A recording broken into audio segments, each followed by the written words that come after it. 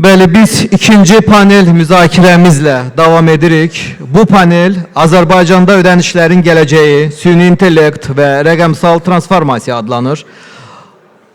Moderator Vizanın Azərbaycan üzrə ölkə meneceri Nurlan Hacıyev dəvət edilir. Nurlan müəllim, buyurun. Digər spikerləri də siz dəvət edin.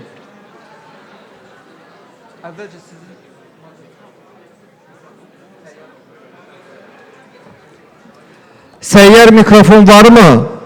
Texniki heyətdən xahiş edək, səyyar mikrofon təqdim etsinlər.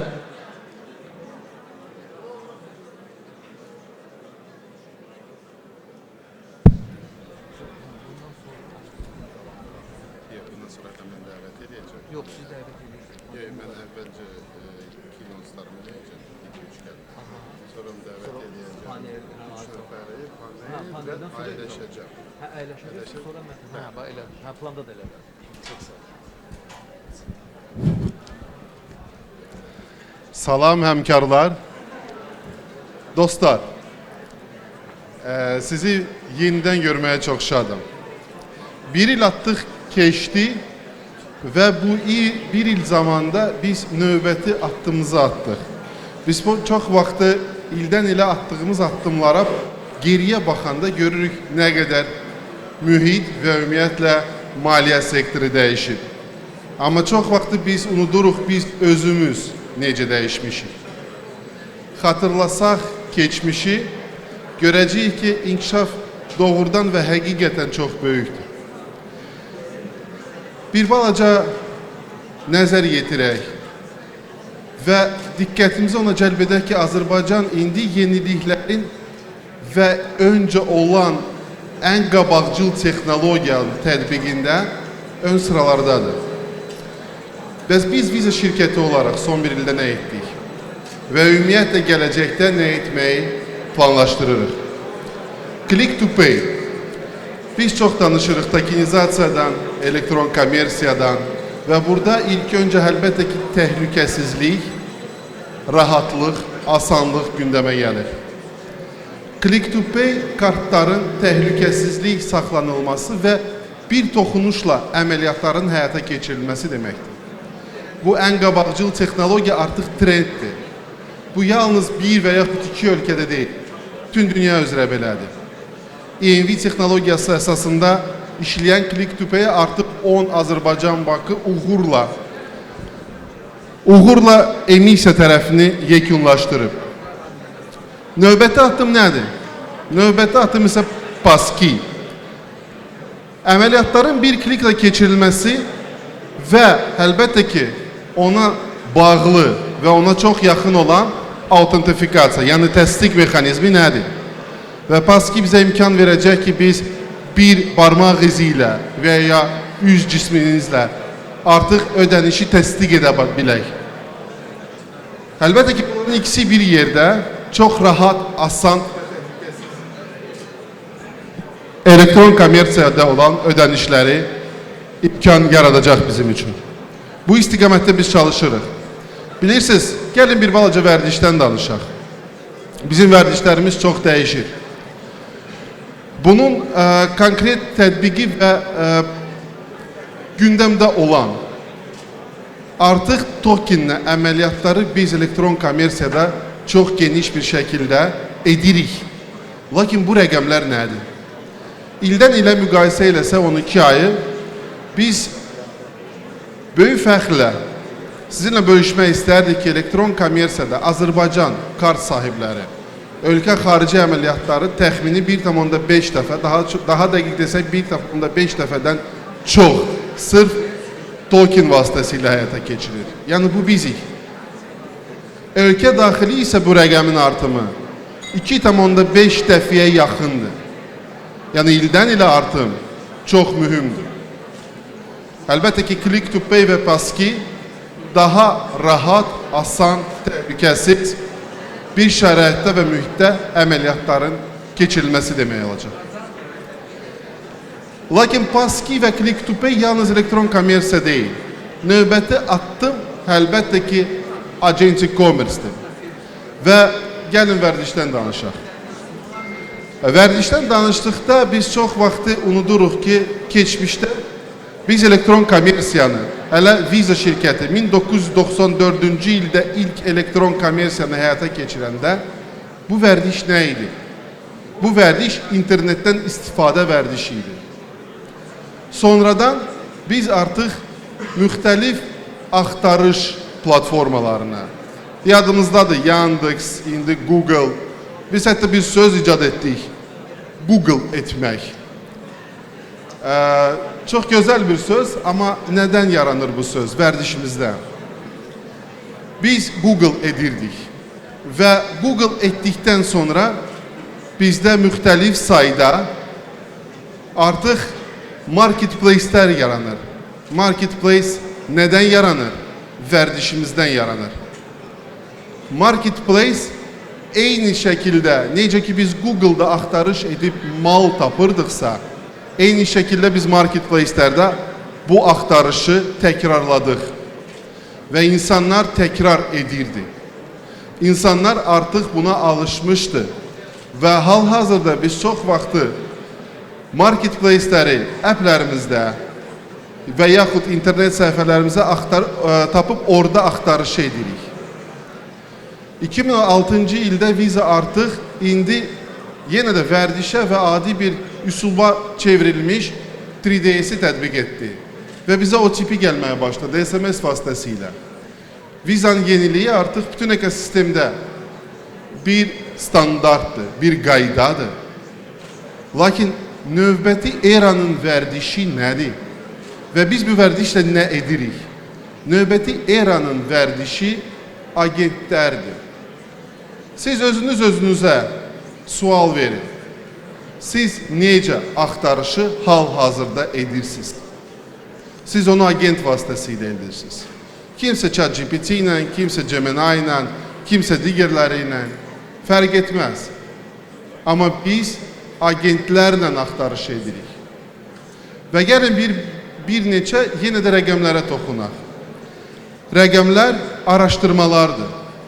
Araşdırmalar onu göstərir ki, artıq indi 58% insan qiymətin müqayisəsini agentlərə həvalə etməyə hazırdır.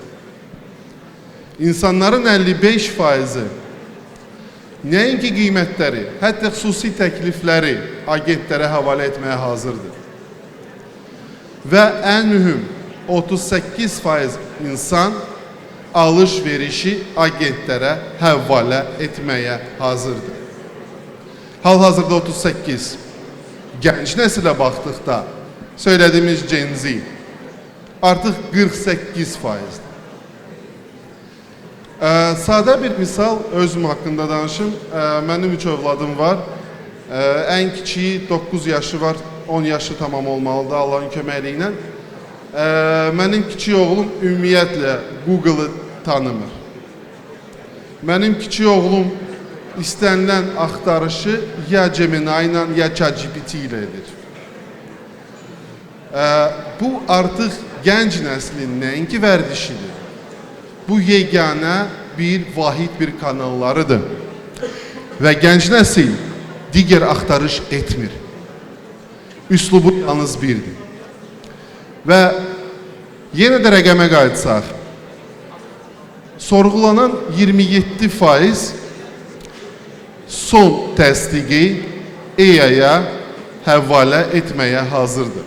Yəni kifayət qədər çox bir insan hələ təhlükəni qorumaq istəyir. Son autentifikasiyanı, təsdiqi sırf özü etmək istəyir. Və əlbəttə ki, bu halda Click to Pay və Passkey ən münasib, ən təhlükəsiz, ən rahat üslubdur hazırda. Və əlbəttə ki, Agentic Commerce, Visa Agentic Commerce platforması, ümumiyyətlə bu nədir? Bu standartlardır, bu qaydalardır. Bu dost botun, dost agentin daha doğrusu, digər botlardan ayrılma mexanizmidir və təhlükəsiz, rahat və asan əməliyyatların həyata keçirilməsidir. Yeni era, yeni gələcək, yeni çağırış. Visa şirkəti Simey regionu üzrə Agentic Ready belə bir təşəbbüsü irəli sürüb və biz artıq bankları agentlərlə işləmə bacarığını təsdiqləməyə hazırıq. Və əminik ki, yaxın gələcəkdə Azərbaycan bankları da bu sırada olacaq, mütləq olacaq. Bu nəinki gələcəkdir, bu artıq bu günümüzdür. Və mən istər bu günü bizə yaxınlaşdıran və gələcəyi bizimlə yaşadan insanlardan bəzilərini ən qabaqcıl olan dost maliyyə qurumları və bu maliyyə qurumların ən innovativ maliyyə qurumlarından olan əməkdaşları və bu qurumlarda bu yeniliyi, gələcəyi demirəm, bu günü bizə yaxınlaşdıran insanları dəvət edeyim. Deməli, Zakir müəllim Xan Məmmədov Kapital Bankın ödənişlər ofisinin rəhbəri.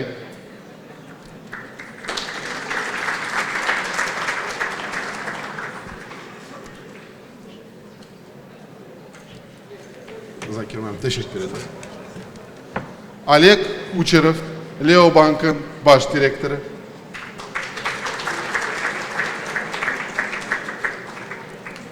Oleg müəllim, təşəkkür ederim. Və Mehmet Ali Savaş, ABB Bank'ın rəqəmsal və mikro ofisin rəhbəri. Təşəkkür ederim.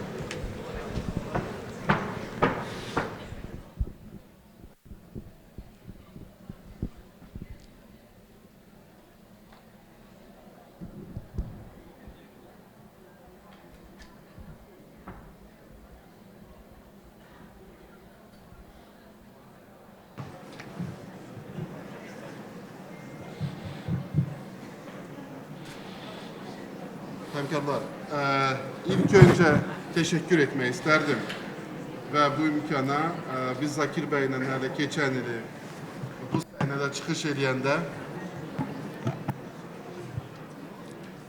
biz Zakir bəylə hələ keçən il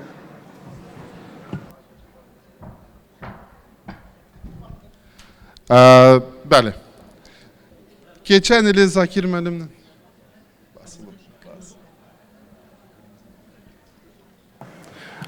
bəli. Biz hələ keçən illəri Zakir müəllimlə bu səhnədə çıxış eləyəndə gələcəkdən və yeniliklərdən danışırdıq. Gələcək və yenilik yəqin ki, artıq mövcud olan dəyişikliklərdə sürətlə gedən inkişafda bu sabah və gələcək deyil, bu bugündür. Kapital Bank'ın keçdiyi dövrü və yenilikləri haqqında danışanda əlbəttə ki, çox şey demək olar. Və birgə Kapital Bank'la biz kifayət qədər çox layihələri gerçəkləşdirmişik, bazara gətirmişik. B2B Connect, ilk Tap to Fon Azərbaycanda, ilk rəqəmsal kart, ilk korporativ rəqəmsal kart, ilklər çoxdur. Son ildə əlbəttə ki, istifadə etdiyimiz nəqliyyat və nəqliyyatda kartların və ümumiyyətlə cihazların və kartların ödəniş imkanları kifayət qədər çox. Yeniliklər. Mən Zakir müəllimsə sual vermək istərdim. Bu yeniliklərdə, bu qabaqcıl, innovativ və rəqəmsal olan maliyyə qurumlarda biri və ən qabaqcılardan biri olan Kapital Bank ümumiyyətlə yeniliklərlə bağlı innovasiya istiqamətdə olan fokusu, sərmayələri və növbəti addımları, strategiyası nədən ibarətdir? Salam Nurlan bəy və hörmətli qonaqlar, sizi hər birinizi salamlayıram və forumun hər biriniz üçün faydalı və uğurlu keçməsini arzu edirəm. Çox sağ olun Nurlan bəy, yəni qeyd etdiyiniz kimi bank son illərdə bir çox innovativ layihələrdə aktiv iştirak edib və bu bizim bir deneyimizdir və həmişə çalışırıq ki, müştərinin ehtiyaclarını yenilikçi, yeni bir yanaşmalarla, yeni bir məhsullarla qarşılayaq.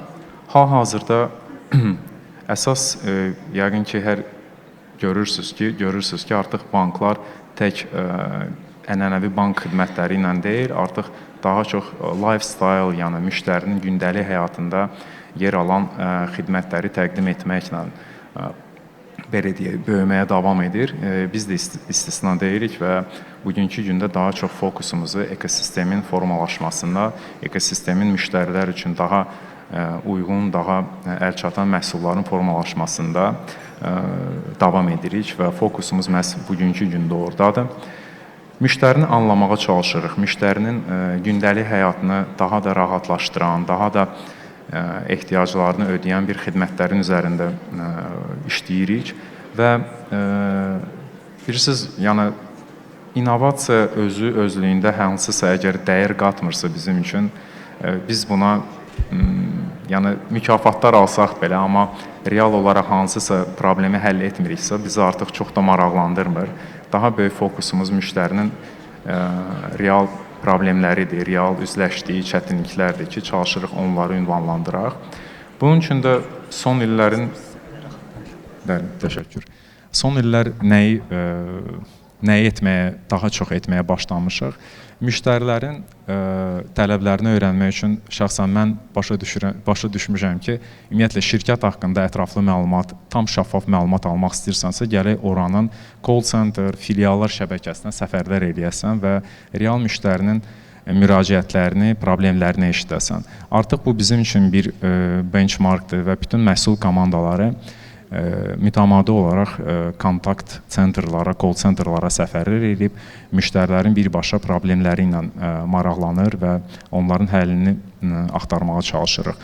Bunun bir-iki misalı var, yəni belə səsləndirə bilərəm. Harada ki, innovativ yanaşma hansısa real problemlərin qarşısını alıb. Siz qeyd etdiniz nəqliyyatı, yəqin belə deyək, xaricə səfər edən həmkarlar yəqin hiss edib və bilirdi ki, nəqliyyatda onlayn ödənişi anlayışı real deyil. Yəni Bakı kimi böyük megapolisdə, yəni sən onlaynda itirdiyin hər milisaniyə belə turniketin qarşısında əlavə növbə yaranmasına səbəb ola bilir. Və bu bizim müştərilər üçün bir yenilik oldu və elə bir yarım saat, bir saat sonra silinmə gələndə bunlar narahat olmağa başladı ki, bəs məndən xəbərsiz məndən pul silinir və bu müəyyən bir narahatçılığa səbəb olurdu. Həm call center, həm sosial şəbəkədə xeyli paylaşımlar olurdu bu barədə və bunu ünvanlandırmaq üçün dərhal başladıq yollar axtarmağa və yol kimi belə bir solution tapdıq ki, qəbzdə müştərinin yəni turniketin hansı metro stansiyasından keçməsi barədə məlumat verək. Əlavə orijinal keçid vaxtını da qeyd edək ki, müştəri onu görəndə anında elə bir yadına salsın, yadına düşsün və call centerə müraciət etməsin. Yəni əlavə bir narahatçılığı və ya artıq bir belə deyək də hərəkət etməsin və rahat olsun. Onunla belə bu məlumatları artıq yerləşdirməyə başladıq. Müəyyən bir sınaqdan keçirdəndən sonra artıq bütün banklara bunu payladıq və bütün banklar artıq öz mobil appində bu barədə məlumat yerləşdirə bilirlər. Bu misal nəyin misalıdır ki, kiçik bir yenilikdir, amma onunla belə müştərinin banka da, sistemə də güvəni artır və məncə uğur elə belə bir kiçik developmentlərdə, kiçik bir müşahidələrdədir ki, sən standart bəlkə də yəni yeni məhsul deyildi, ya yeni hansısa böyük innovasiya deyil, amma real hansısa problemin çox dəqiq qarşısını alıb. Sonra misal kimi yenə davam edə bilərəm. Sizin təqdim etdiyiniz subscription xidmətləri var ki, istənilən müştəri öz kartına bağlı olan, abunəlik olduğu dünyada olan bütün portalları görə bilir. Misal üçün kartımı bağlamışam hansı xarici portallara və app vasitəsilə o siyahını görə bilirəm. Bu da nəyin problemidir? Bizim bildiyimiz kimi bir çox platformaya bağladığımız kartların silinməsi gecə saatlarında baş verir və bir diriş gələ bilər, oyada bilər müştərini və ya səhər əpi açıb görər ki, nəsə pul silinib və həmən anda əgər sən müştəriyə dolğun məlumat verə bilməmisənsə bu əməliyyat haqqında, bu yenə də müştəri tərəfdə böyük narahatlığa səbəb olur və müştəri həm call centerə müraciət edir, kartı başlayır bloklanmağa və güvəni itirib həm banka, həm məhsula.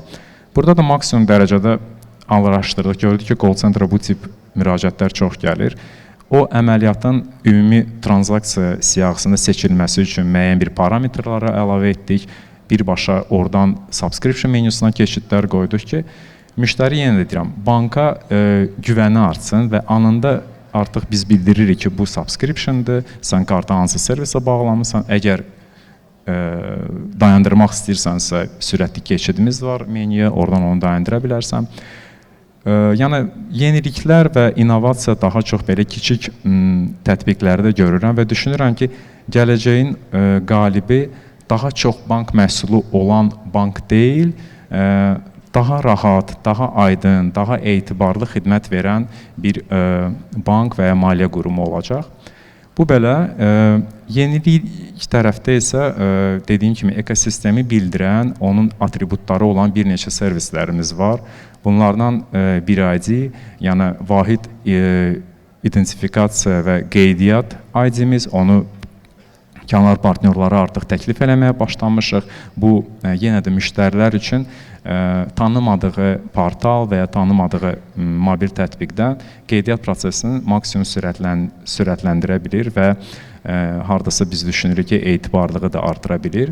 Növbəti yenilik kimi, yəni BirPay adlandırdığımız bu innovativ bir ödəniş növüdür. Hardakı adam birbaşa in-app payment edərək, hər hansı kart məlumatlarını daxil etmədən çox sürətli, çox etibarlı, nə bilim, təhlükəsiz bir ödəniş növüdür. Onu da artıq partnyorlara geniş bir istifadəyə vermişik. Belə Nurlan müəllim, yəni həmişə də sizin yenilikləri də izləyirik, yəni çox maraqlıdır bizə, istəyirik ki, bu həm region olaraq, həm ölkə olaraq ən belə deyək də qabaqcıl texnologiyaları tətbiq eləməkdə davam edək. Çox sağ olun.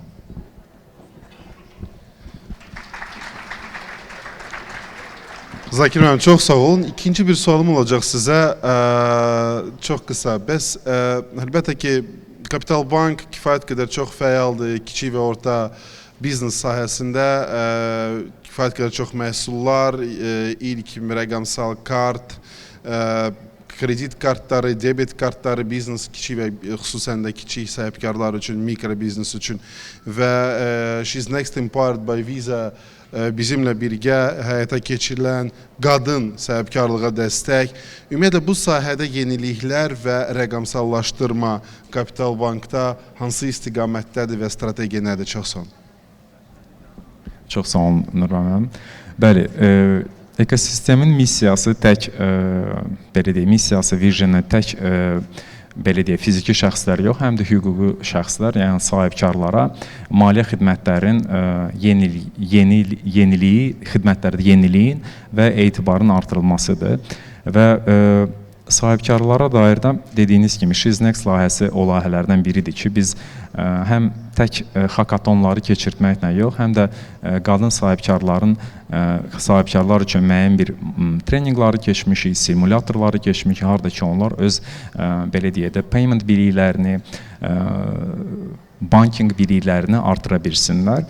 Məhsullara gəldikdə isə əsas bugünkü gündə fokusumuz ekosistemi yenə də vurğulamalıyam. Yəni, müştəri ilə sahibkar arasında sinergiyanın təşkil etməsidir. Yəni, burada əslində qalsa maraq kəsişməsi var. Çünki hər bir sahibkar əsas baza olaraq nə istəyər? İstəyər ki, onun satışları artsın, ona gələn müştəri sayı artsın və müştəri də öz tərəfində nə istəyə bilər? İstəyə bilər ki, ona individual bir təkliflər gəlsin, daha sərfəli təkliflər olsun, daha yuxarı bonuslar, cashbacklər verirsin və əsas məqsədimizi bu iki marağın belə deyək, kəsişmə nöqtəsini təmin etməkdir. İstəyirik ki, bizim belə deyək də xidmətlər vasitəsilə merchantlar özlərinə uyğun müştəri segmentini əldə edə bilsin. Müştərilər isə onlara uyğun olan təklifləri ala bilsin və o təkliflərdən yararlana bilsin. Bunun üçün də müvafiq portallar, müvafiq bir alqoritmlar və AI modelləri qurulmaqdadır. Belə, çox sağ olun. Закир Иванович, çok sağ olun. Олег, isterdim size geçim. Я скажу на русском, наверное, так будет удобнее. Олег, конечно же, Leo Bank – это яркий пример Digital First, Mobile First банкинга в Азербайджане. Огромный, конечно, часть аудитории, особенно молодой, которая на «ты». на «ты» с цифровыми технологиями. Расскажите, пожалуйста, как Леобанк подходит к развитию пользовательских услуг, вообще как подходит геймификация, какие направления развития, инноваций, технологий вы видите в Леобанке? Спасибо большое. Благодарю. Спасибо за приглашение. Всем хорошего форума и много интересной информации. Я помню, что два года назад ровно сидел тоже на этой сцене, мы общались, и удивительно то, что за это время, всего лишь 2 года, но сколько много всего произошло и изменилось.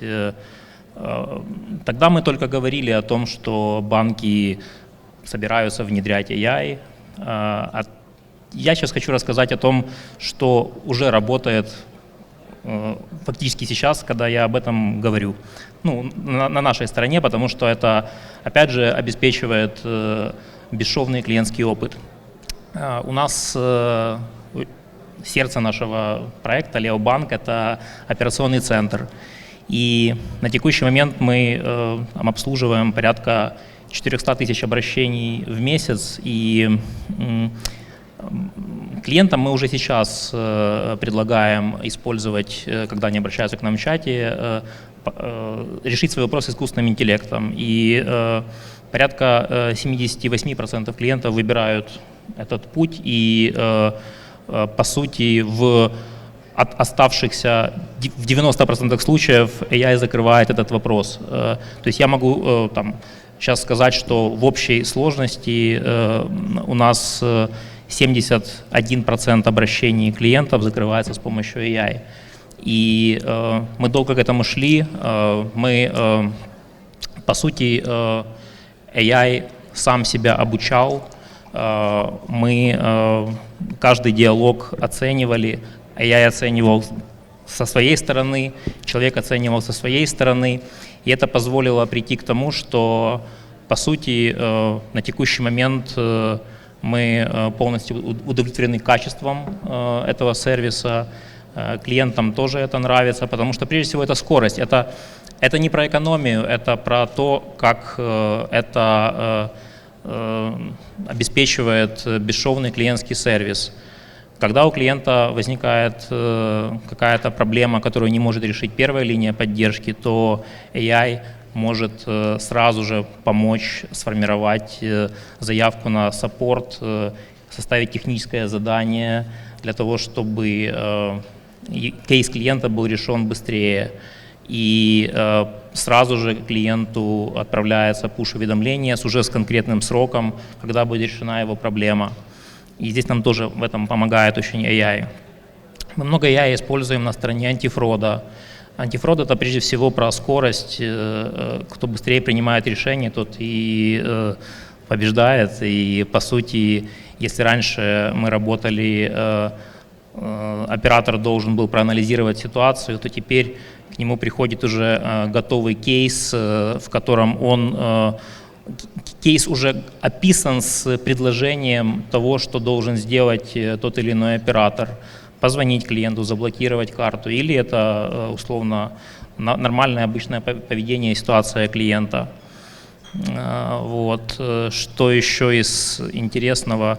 Если смотреть в будущее и, опять же, заглянуть вперед, то очень хотелось бы прийти к тому, что вот вы говорили о том, что вы внедрили Agentic AI для оплаты в e-commerce. Вот очень хотелось бы прийти к тому, чтобы, по сути, через сервис MCP Connection можно было добавить банк и приложение как слой в AI, которым привык пользоваться клиент, для того, чтобы клиент мог задать вопросы из серии: сколько мне нужно накопить денег для того, чтобы купить, телефон, исходя из моих текущих трат, сколько времени я буду копить, или, допустим, сколько я потратил. То есть клиенты и так это сейчас задают эти вопросы, они просто делают скрины, отправляют это в чат GPT, и он им это анализирует и дает эти ответы. Но мне кажется, что банк будущего — это не просто приложение, это финансовый слой под AI-агентом, к которому привык сам клиент. И вот это, кажется, такой будущий шаг, к которому мы, я надеюсь, придем, потому что видно, что здесь и государство, и Центральный банк заинтересованы в том, чтобы технологии развивались, и здесь мы видим поддержку в этом направлении. Что касается еще, что хотел бы сказать.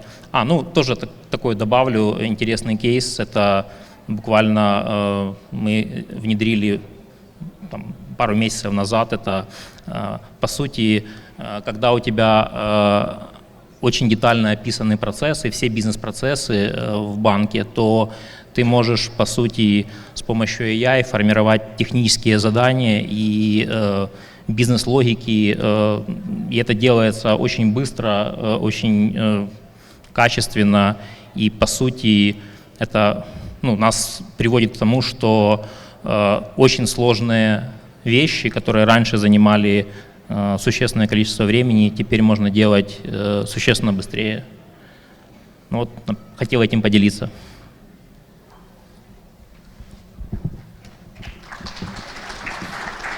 Огромное спасибо, Олег. Очень интересно, очень действительно, это то, как мы непосредственно внедряем. И я хотел бы спросить, если просто подытожить и короткий такой вопрос, какие на сегодня ключевые направления и драйверы являются драйверами успеха для вас? Я бы сказал, что это такой вопрос часто задают. Наверное, это все-таки качество сервиса, потому что для нас это очень важно, и мы в это инвестируем очень много времени и денег, а также мы очень много инвестируем в упрощение процессов. И, как я когда-то говорил, отвечал на вопрос тоже, что мы 2/3 времени инвестируем не в то, что нам нужно сделать, а как нам нужно сделать. И вот, naверное, так. Teşekkür ederim Alek. Mehmet Bey, ilk önce tebrik etmek isterdim. İlk nailiyyatla, ilk uğurla, daha doğrusu uğurun tanınmasıyla Ayxan ve Aynur, özüm arada bir onlardan söhbət edirəm, maraqlıdır. Hərdən qorxuram ki, birazdan məndən ağıllı olacaqlar. Amma bir daha təbrik eləmək istərdim ürəkdən, böyük bir uğur. Mehmet Bey, istərdim biraz sırf bu sizin artıq mövcud olan agentlərlə Ayxan və Aynur haqqında qısa bir məlumat və ümumiyyətlə strategiyanız bu istiqamətdə nədir və inşallah bu uğurlu yolda bank hansı istiqamətə gedir? Teşekkür ederim. Çok teşekkürler Nurlan Bey. Ben sözü çok uzatmadan hemen konuya giriyorum. Biz 2024 yılının sonunda bu AI ile olan ilişkimizi öncelikle Customer Support'ta başlatmıştık. Ve orada hani ciddi bir başarı elde ettik. Müşterilerimizin şu anda suali olan müşterilerimizin 70%'inin cevabı bir başa AI'de verilir ve herhangi bir bizim Customer Support elemanımız buna hiçbir şekilde bir güç harcamadan müşteriyi successful bir şekilde geriye gönderir. Ama tabii ki bu bizim sadece başlangıç noktamızdı. Biz artık finansal işlemleri de AI aracılığıyla yapabiliyoruz.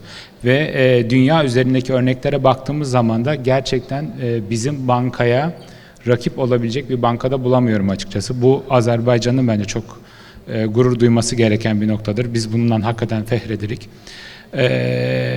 Ve bunu yaparken yurt dışına herhangi bir bilgi çıkarmadan yapıyoruz. Bu da bizim için ciddi bir gurur noktasıdır.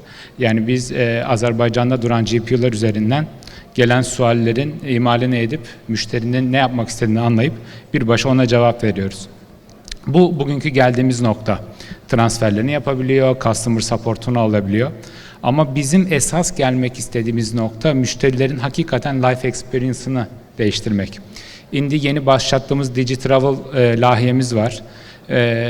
Yaklaşık 300'den fazla bilet sattığımız bir lahiye. Ve müşteriler birbaşa ABB mobil tatbikin içerisinden Avia biletlerini alabiliyorlar. Bunun dışında bizim eventlerle ilgili bir geliştirmemiz olacak. Müşteriler hafta sonu ne yapmak istediklerini ya da konser etkinliklerini alabilecekleri bir ortam yaratacağız. Bunun da ismini yakın zamanda inşallah hep beraber öğreneceğiz. Ancak bu kopuk kopuk journey'leri biz AI'da tek bir pot içerisinde eritmek istiyoruz.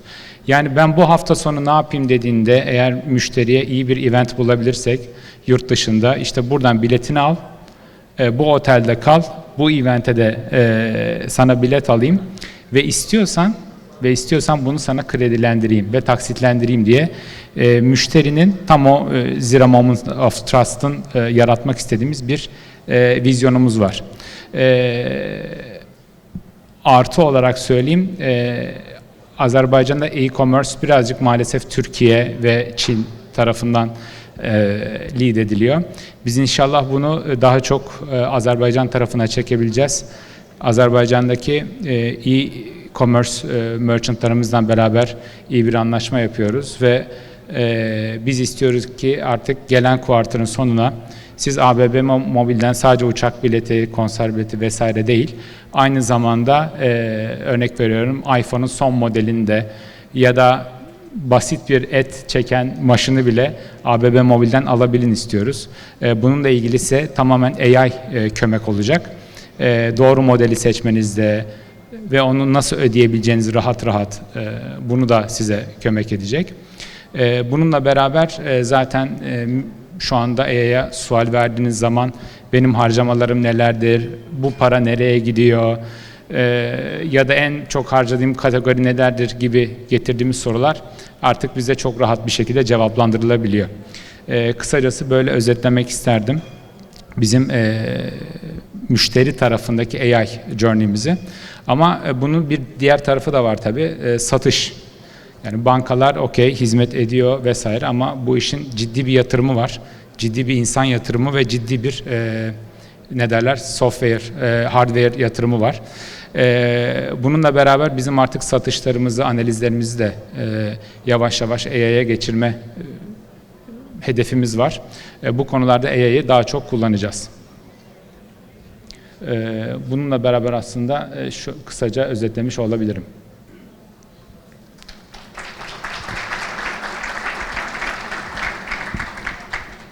Mehmet Bey, ikinci sualım yəqin ki, yəni ardıcıl olaraq kiçik və orta sahibkarlıq, ümumiyyətlə iqtisadiyyətin lokomotivi bu istiqamətdə sırf rəqəmsallaşdırma ilə bağlı olan sizin strategiyanız və addımlarınız? Genel olarak şu anda hani bireysel bankacılık tarafına ciddi şekilde bunu yaptık. Bizim ikinci hedefimiz bunu mikro segment sahasına da yaymak. Bu mikro segment sahasına da en büyük istenilen şey tabii ki de kredi. Onları kredilendirmek.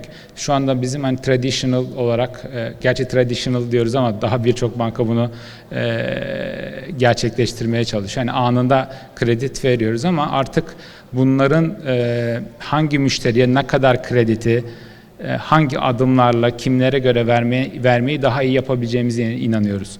AI'yi burada da kullanmak istiyoruz. Risk ve müşteriyi kredilendirme tarafında. Ve dediğim gibi satış tarafında da maksimumda biz AI'dan benefiti almak istiyoruz.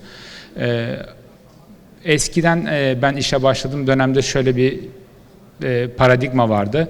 Yani mobil bankacılık neye lazım? Zaten web var, rahat oturup PC'mden öz işimi görüyorum. Benim işe başladığımdaki sual buydu. Ama şimdi o artık özünün tabii şeyini yitirdi ve mobil bankacılık esastır. Ve bizim bankamız biliyorsunuz ki mobile only bir bank.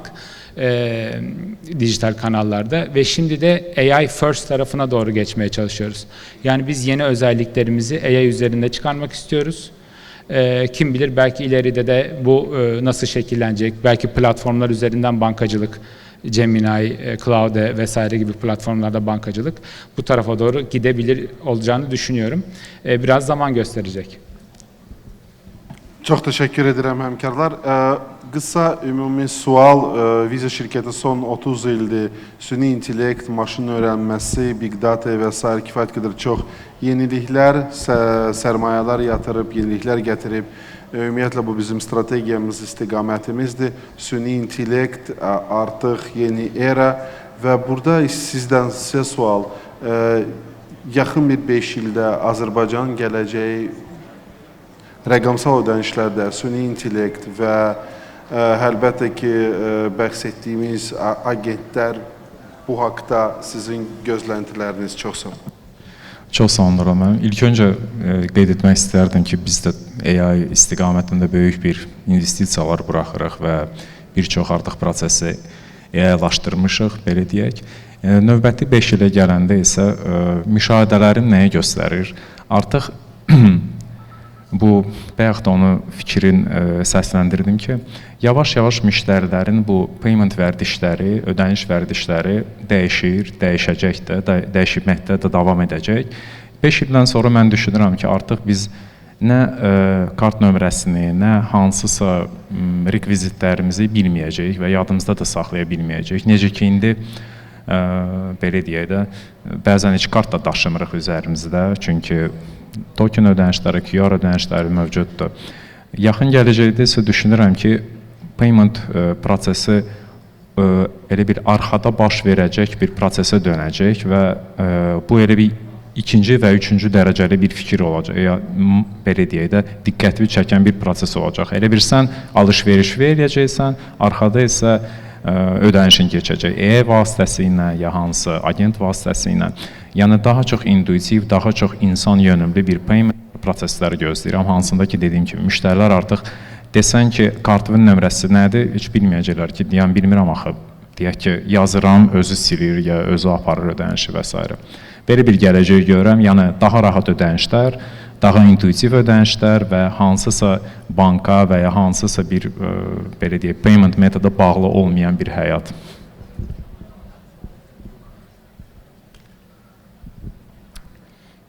Согласен с тобой, Закир. Но и тут опять же хочется добавить то, что нам нужно быть готовыми к тому, чтобы иметь возможность дать клиенту больше информации для использования в тех AI-агентах, которые он привык использовать. И вот этот вот слой наряду со слоем, который позволит делать токенизированные транзакции в e-commerce и да будь где угодно, да, это закроет вот эту цепочку, и я думаю, что это наступит быстрее, чем через 5 лет точно. Это вопрос ближайшего года, наверное, может быть, 1,5 лет, потому что с тем, насколько быстро все сейчас развивается и настолько быстро развиваются сервисы, мне кажется, мы к этому очень bыстro придем. Pожалуй, все. Ben de şöyle görüyorum birazcık ödeniş dünyasındaki değişiklikleri. Tabii ki bu ilk adımı yine tabii ki Visa'dan gözlüyorum ve senin de bahsettiğin gibi Click to Pay gibi teknolojiler özellikle invisible payment'lar konusunda çok büyük bir enabler. Burada ben esas gelişmeyi Visa taraftan gözlüyorum. Ama diğer bir taraftan bakarsak dediğim gibi e-commerce tarafı çok önemli. E-commerce'deki artık kart numarasını söyle, işte Zakir Bey'in de dediği gibi Ayşe Direm kartıma yolla vesaire gibi journey'ler umarım önümüzdeki 3 yıl arzında tamamen yığışacak ve fraud konusundaki azalmayı da bence hissedeceğiz. Şu anda ciddi şekilde azaldı ama AI'nin kullanılmasıyla ve artık birden fazla eventin bir arada makine gücüyle anlaşılması, crunch edilebilmesiyle çok daha frictionless bir journey bekliyorum. Ama ilk sunumda gördüğüm özellikle Gürcistan Banka Asosyasyası'nın başındaki Alexander Bey'in söylediği önemli bir konu vardı. E-Lari konusu. Bence biz artık tam olarak vitesi büyütmek istiyorsak, daha da süratli gitmek istiyorsak bu blockchain teknolojileri ve chain ödeme sistemleri de bence önümüzdeki 5 yılın ciddi bir şey olacak, input olacak. Çünkü real world assetlerinin tokenizasyası ciddi bir konu ve çok büyük bir hacim var. Buradaki büyümede özellikle BCG'nin raporlarında da okumuştum.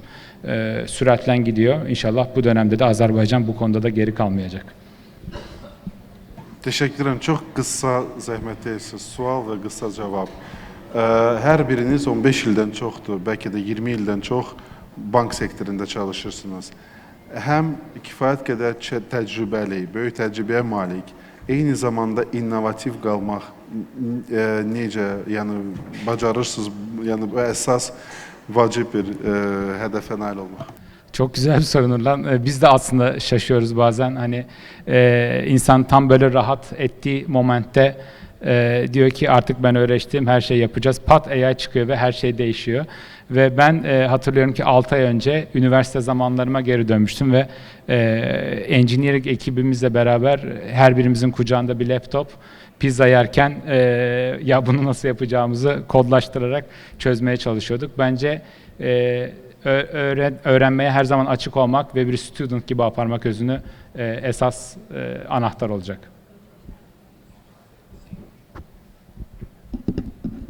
Хороший вопрос. Мне кажется, что, по сути, нужно просто каждый день просыпаться, идти на работу и меняться вместе с тем, как меняется окружающая обстановка. И каждый день говорить себе о том, что нужно учиться чему-то новому, получать новые какие-то знания, навыки, и вот это помогает очень сильно. Это драйвит. Yaxşı, doğrudan da yaxşı sualdır. Belə deyək, müşahidə aparmaq, yəni daima heç vaxt o fikirdən uzaq olmaq ki, biz ən yaxşısıyıq, nə bilim, bizdən yoxdur və s.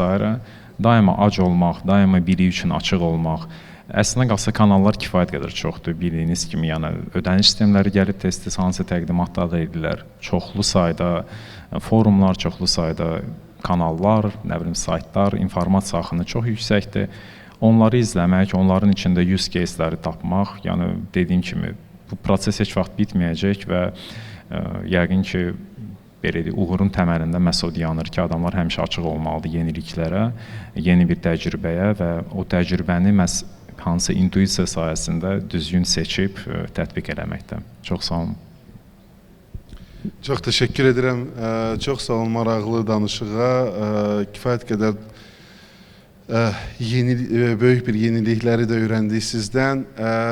Bizim gizli qəhrəmanlardan biri olanlar sırf sizsiniz və mən buradan bir daha Azərbaycan Banklar Assosiasiyasına təşəkkürümü bildirmək istərdim. Hər birinizə, həmkarlar, hər biriniz böyük töhfə verirsiniz.